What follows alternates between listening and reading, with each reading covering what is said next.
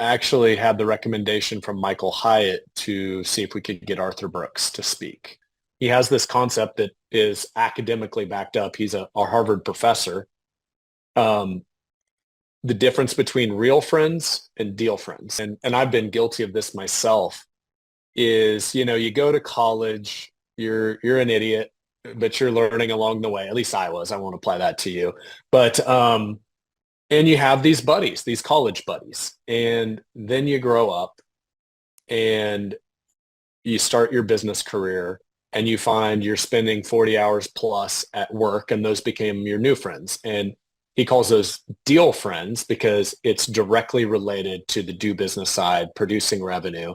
And you find really quickly you start to, if you're not intentional, lose touch with like your formative years, the friends from those years, your high school buddies, your college buddies that kind of formed you. They listen to the same music you do, sports fans, all that.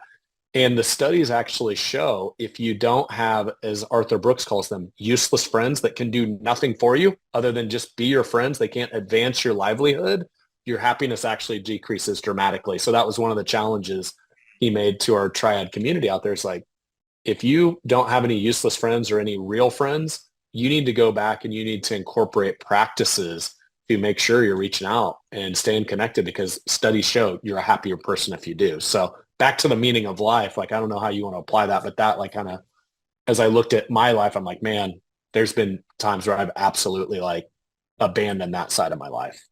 Yeah.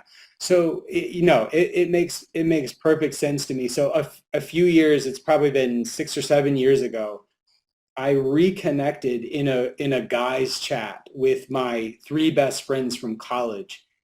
And that is probably the single, besides my wife and kids, Hmm. that chat, which is the most inane nonsense, is probably the greatest source of happiness in my life.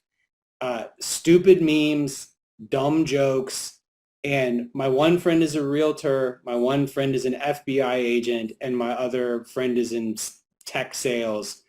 None of them work in the industry. None of them can do a thing for me, and it is so wonderful. And I mean, it is such a buoy and a support to me in my life. Just have these guys who have known me for a long time.